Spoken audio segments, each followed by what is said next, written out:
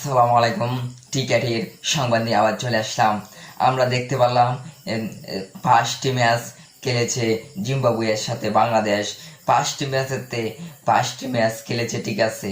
তো বাংলাদেশ পাঁচটি ম্যাচেতে কি যোগ্যতা দেখাইতেছে, কি ব্যাটিং করেছে। বোলিং দলম ভালোই করেছে, কিন্তু ব্যাটিং কি করেছে। লাস্টেও ম্যাচে তারা বোলিং খারাপ করেছে দলম, কিন্তু এর আগের ওভারটি যে গেছে, এর আগের বোলিংটি যে গেছে, অনেকে ভালো বোলিং করেছে এবং ব্যাটিং কিন্তু ভালো করতে পারেনি। জিম্বাবুয়ের সাথে 160 রান করতে পারে না বাংলাদেশ। কিসের বোলিং, কিসের ব্যাটিং। এটি তো বাংলাদেশ এবং সামনে বিশ্বকাপ খেলা। এই বিশ্বকাপ খেলায় কি খেলবে, তাদের কি খেলাটি দেখাবে। এইভাবে খেললে তাদের খেলা কি দেখাইতে পারবে বাংলাদেশের? এইভাবে ব্যাটসম্যান তারা দেখি আইপিএলে দেখেন 200-300 রানের কাছাকাছি জায়গা। আইপিএলে প্রতি ম্যাচে 200 রান না করলে খেলা জমেই না। 250 রান করতে হয় খেলা জেতার জন্য। আইপিএলে কি বাইরে হয়। বিশ্বকাপ খেলা তো টি20 জানেনি।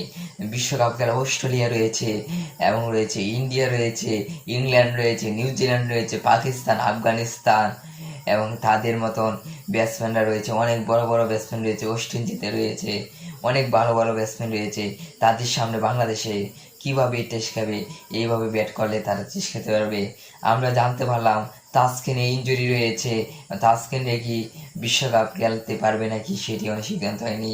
আশা করি তাসকিনে বিশ্বকাপ খেলুক এবং তাসকিনে অনেক ভালো বল করে। তাসকিনে বল ভালো হোক, এটা আমরা অবশ্যই চাই। সবার কাছে বিদায় জানাই।